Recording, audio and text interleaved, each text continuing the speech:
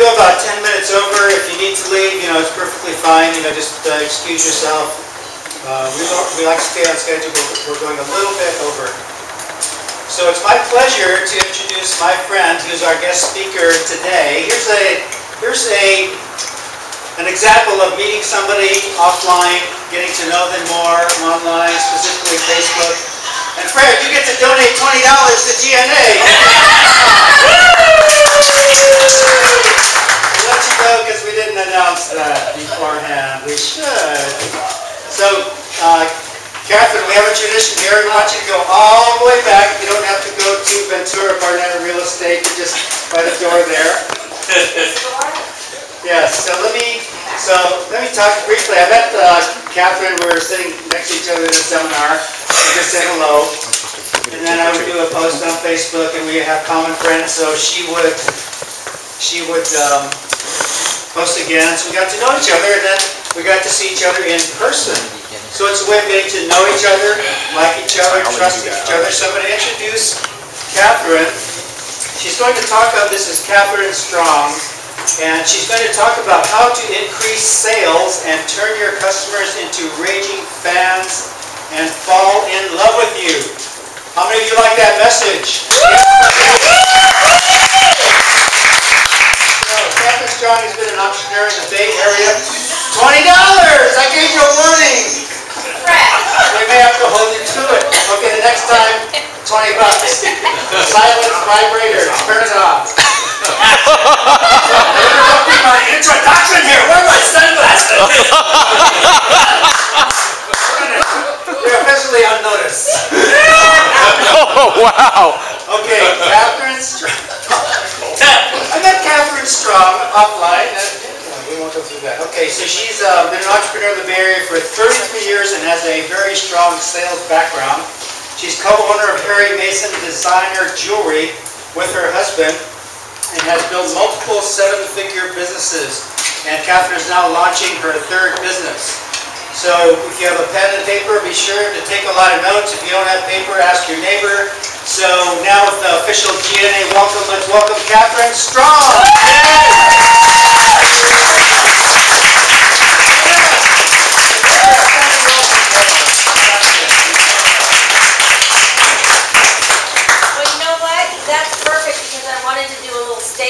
Anyway, so how about everybody stand up? Let's get our energy on a little bit here. So everybody just put your arms up in the air, take a deep breath, turn to one of the people next to you and go, you are an awesome salesperson! You're an awesome salesperson! Awesome salesperson!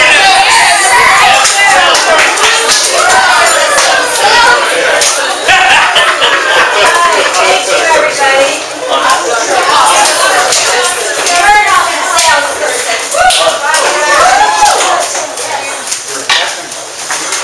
Yes, absolutely. Sweet face, Jeff. Yeah. Can everybody see this board? Kind of. Okay, well, how about if I angle it? Yeah, move it. That's okay. I'll make it work. Can you see it? Okay. So, how many of you in this room sell something? How many of you don't? Okay, some people didn't raise their hand. Either you do or you don't. How many of you in this room sell something? Awesome. Excellent. How many of you would like to sell more of what you sell? How many of you would like to go on a 6-week vacation and have your business run without you? We got some reaction on that one. Eric, you're the first one to go, huh?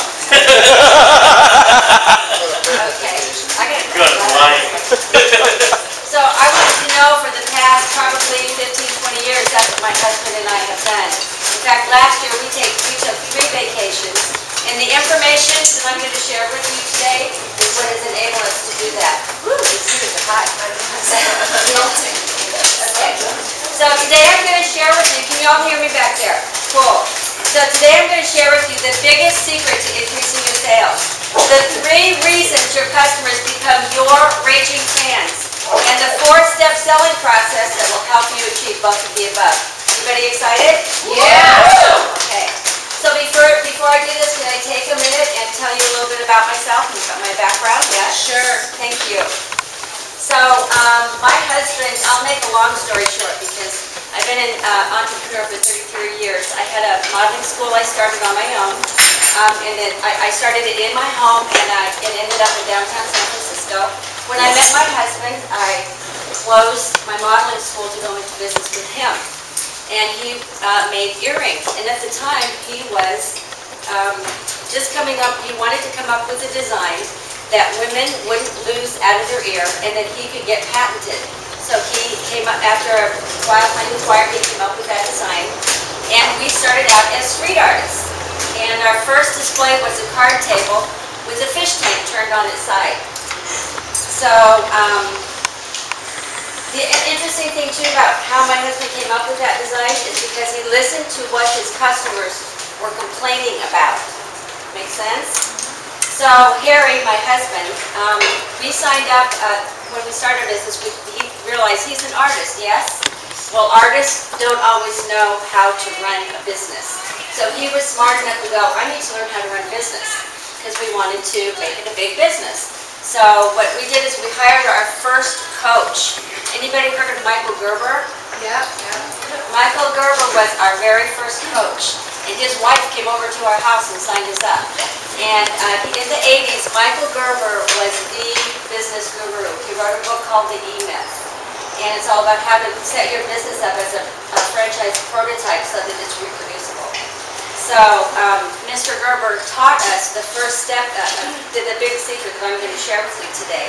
And it's allowed us to we have people in 6 countries that sell our jewelry. We were a brand name in Korea. We have little to no turnover in our business, from our administrative business, the production, we make our jewelry, and to the retail and retail sales. And we have thousands of customers from all over the world who are our raging fans. When they come to San Francisco, they come to our store to see us. When we do art fairs, they stand in line and wait to come up and see us. In fact, we have customers who own over 100 pair of our earrings. So now I'm not telling you this to impress you. I'm telling you this to impress upon you the value of the information I'm going to share with you today. And I also want to tell you that probably within the first 10 to 15 years we became a multiple 7-figure business because we did what Michael Gerber told us to do. And that's what I'm going to share with you today. Who's excited? Woo! So, who wants to hear the first big secret? Turn to your neighbor and say, I want to hear the first big secret. I want to hear the first big secret. Then Walter, here's one. So here it is. Okay. The big secret to increasing your sales is to make your business, who can take a guess? Huh?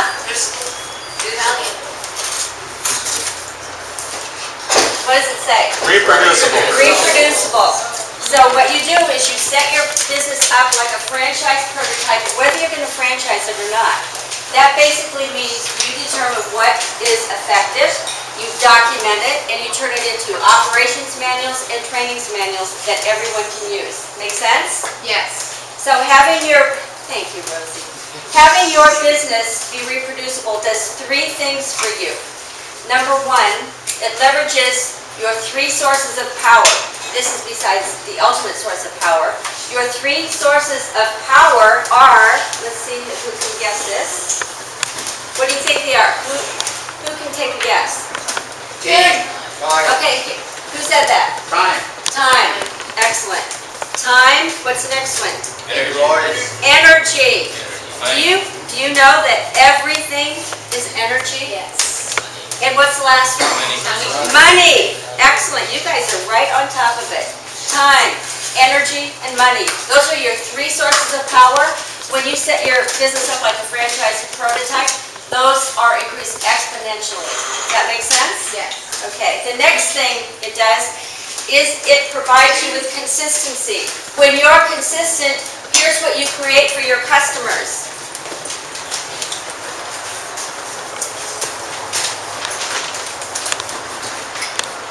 What does it say?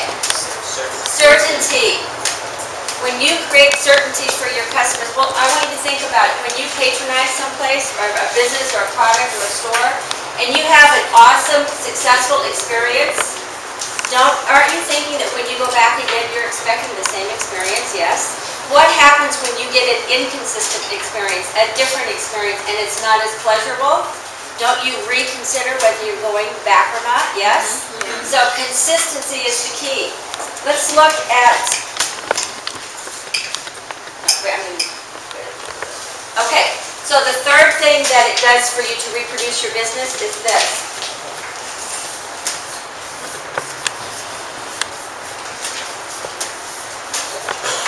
Can you read that? You get to clone yourself. So, sorry, you get to clone yourself. So I'm going to use, so basically what that means is that you get to teach others exactly what you do and they can do it because you've got it documented, yes? Okay. So let's use, can anybody think of an example of a business who they've reproduced themselves and every time you go there you get basically the same experience, whether it's good or bad? McDonald's. McDonald's. What? Apple Store. Apple Store. It's very technical. Let's use McDonald's as Starbucks. He's Apple biased. Let's use McDonald's as an example because they're one of the first big businesses that we know that reproduce itself, that franchise itself, yes? So when you go to McDonald's, don't you expect the same pimple-faced teenager to wait on you? Don't you expect the same bad hamburger on the same bad white bread and the chalky milkshake? Yes, and the same greasy fries, and you get that every time in that same long line you have to wait in, yes? And it smells terrible with them. And they're all over the world, yes? Yes. Great, okay. So. Same hard seats. Hey, their coffee's good. So I want you to do something. Everybody, turn to the person next to you and say, reproducing your business is a good idea. Reproducing your business. Excellent. That sounded awesome. Love it. Okay. Now we're going on to the 3 reasons customers become your raging fans. Are you ready? Yes. Okay. Number 1, you always. How often? Always. Not sometimes, not every third time, not every once in a while. You always have the customer's best interest in mind. Because you have the best customers. Wait. Okay. So what that means is you understand the dynamic of fear that happens when you're in a selling situation. You have a customer and you have a salesperson. So, in that situation, it's an automatic knee-jerk reaction that there is fear. So what's the customer's biggest fear that you have to overcome? They have the fear of making a mistake. They have a fear of looking stupid, thinking they're going to be taken advantage of, and making the wrong decision. So what does the salesperson have to overcome? What's that fear? Rejection. They're going to think I'm pushy. How many of you have felt that way? They're not going to like me. I'm afraid to step up and really present what I have. I have something awesome. That they're going to think I'm pushy if I talk about it. So you have that dynamic going on. But you always have the customer's best interest in mind, so you take that dynamic away. Is that good or good? Good. Good. Great. Reason number 2. That's called alternative choice, by the way. My choices. But reason number 2, you understand why people buy. You know the difference between a feature and a benefit. Now I know you've all heard feature benefit, but how well do you take advantage of it? Who can tell me what's the difference between a feature and a benefit? Just briefly. Anybody? Features tell, benefits sell. Well, that's a cute little line, but let me tell you. Thank you. And you know what? I really appreciate that, but I'm going to elaborate on it because this is really, really important. We built our whole sales process around this concept and our whole business around this. The feature is the tangible thing. It's your product or service, yes? The benefit is how is it going to impact the customer emotionally? And when you speak that, this is a chair. So what? That's the feature. This is the most incredibly comfortable chair. When I sit at it, I'm going to feel like a queen. So you speak the language of emotion to that customer. You don't know, this is a chair. These are earrings. If that's what it is, if you don't make that special and you don't speak to them on an emotional basis, that's all it's going to be is a chair. Does that make sense, everybody? Yeah. Thank you. Okay. Reason number 3 that people become your raging fans is because you've got a context called your, what does that say? Anybody know what a USP is? Who here knows what your USP is? Yes. Unique selling proposition. I would give you a gold star if I had one. So your unique selling proposition is the context that is the umbrella of who you are and how you operate your entire business. It's your commitment to your customer, who you'll be for them. By the way, I'm talking about your internal and your external customers because your employees and your downlines are also your customers. Does that make sense to everyone? Yes. Okay. So who can think about some USPs? GE, we bring the things to life. FedEx. It absolutely has to be there overnight. Well, it absolutely has to be there overnight. So in our business, our USP is because you're special. And we don't, it's not like, oh, we think you're special. We take people through an experience where they experience they're special. From customer service to retail sales, all of it. To our marketing, it's all because you're special. Does that make sense to everybody? Yeah. Excellent. How many of you here have a USP? How many of you don't? How many of you aren't going to raise your hand no matter what question they ask? So let me just tell you, review just a second. So that these 3 elements, having your customer's best interest in mind, always. You understand why people buy, and you operate from the context, your USP of who you're going to be for them. Will have your customers know, like, and trust you and your company, and that's when they'll become your raging fans and fall in love with you. Does that make sense? Yes. Fabulous. So who's crazy like me and really loves sales? I love selling. Yeah, all right. I saw that smile on your face. So now what we're going to do is I'm going to give you an overview of the 4-step selling process that is really a powerful process. But I'm going to give you the context of it first because you have to have your context. So turn to the person next to you while I take a drink of water and say, you are an awesome salesperson. You are an awesome salesperson.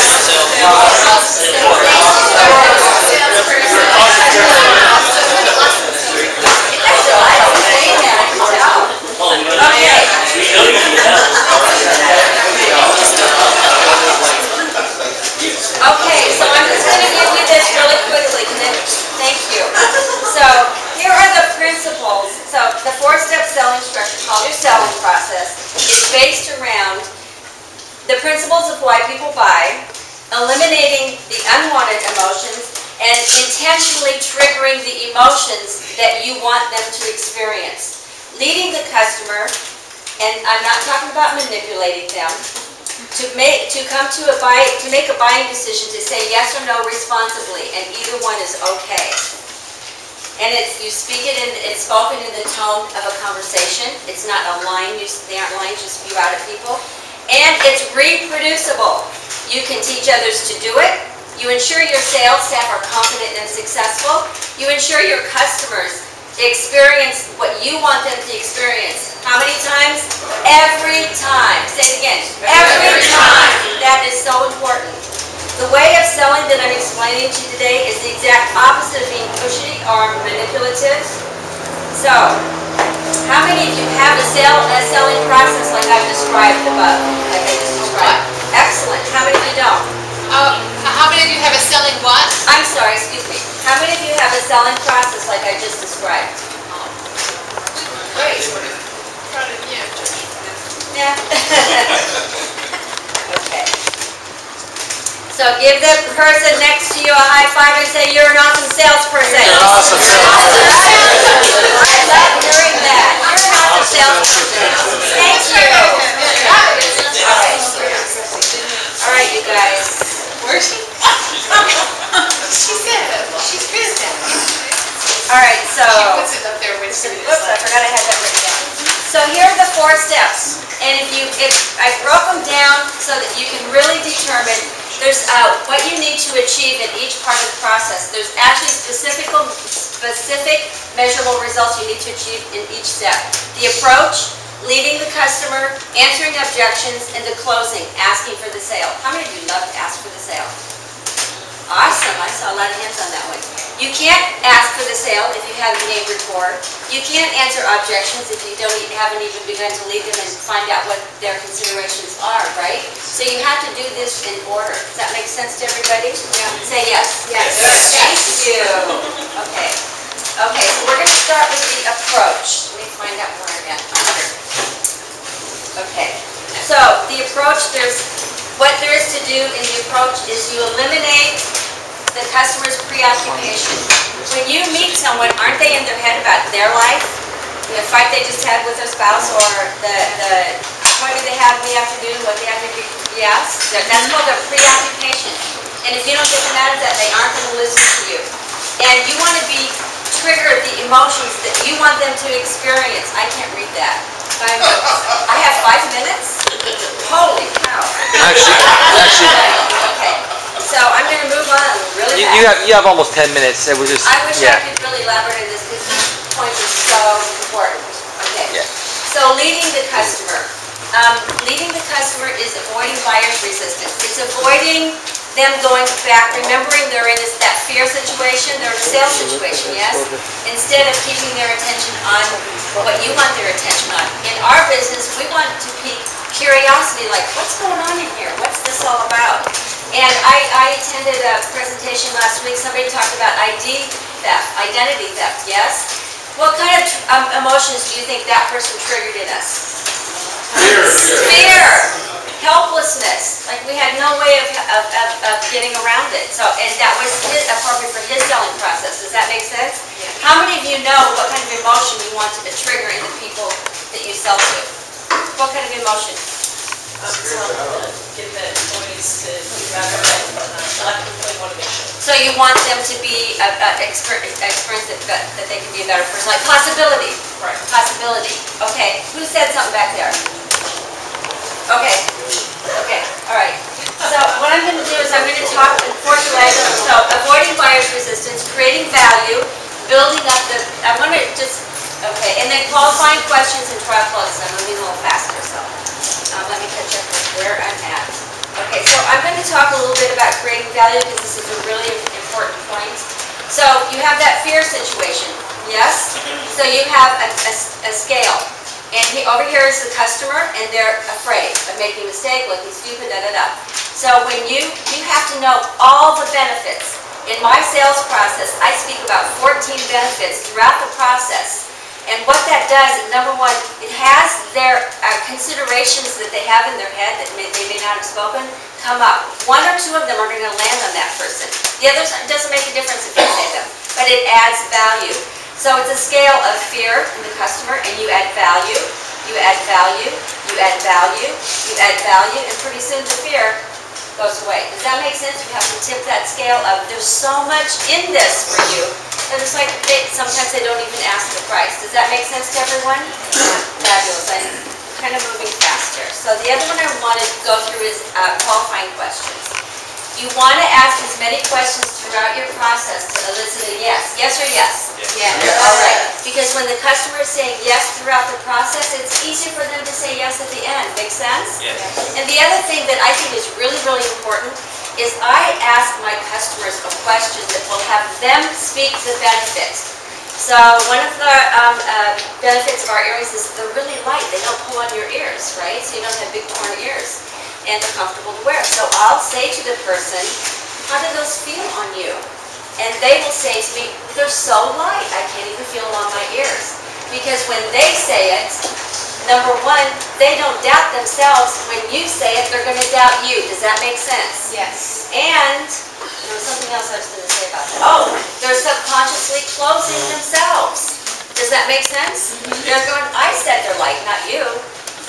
Cool. Okay. So turn to the person next to you and say, that was fun. That was fun. That was fun. Okay.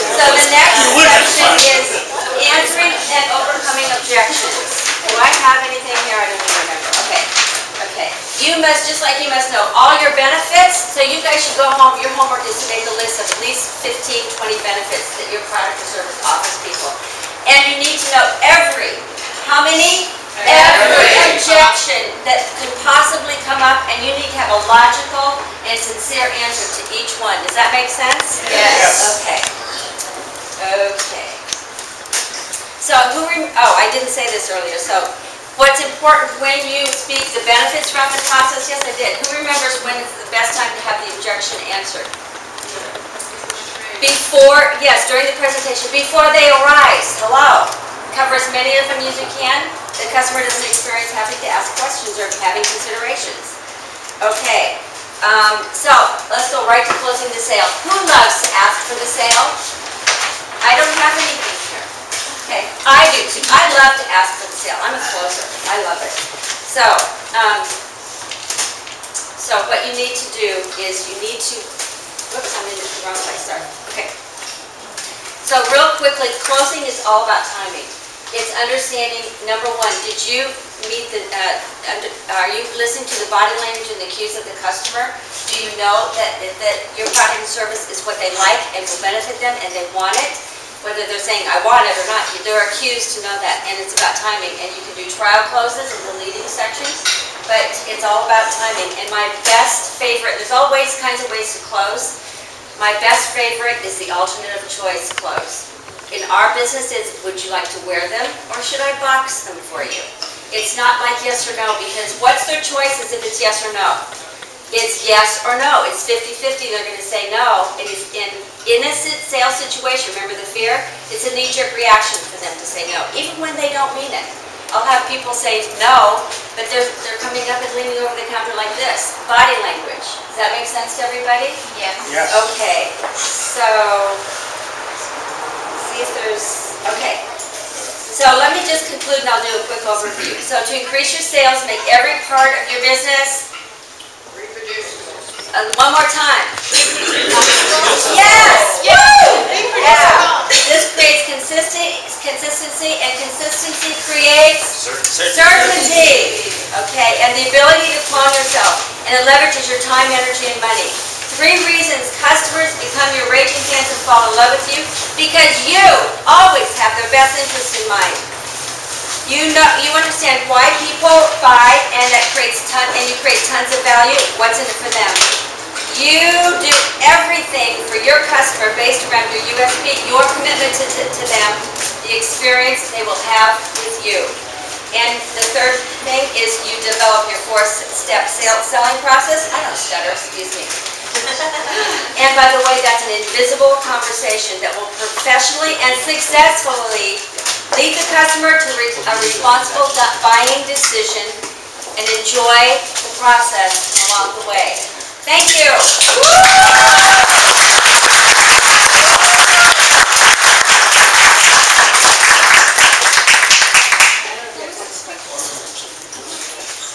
Actually, you want to take a couple questions? If anybody has, Can we have the speaker's name again, please? I'm Kathryn Strong. Thank you, Kathy. Thank you. Your company? Well, I have 2. Harry Mason Designer Jewelry is the company. I don't know who said that. Is the name of my Harry Mason is my husband. That's our jewelry name, and we have a store at Pier 39 in San Francisco. And my business that I'm launching is becoming a speaker and a trainer, and I'm about to finish my first book. And I'm a character code coach, master trainer for the character code system, which is a personality typing system. Which if anybody's interested, I have something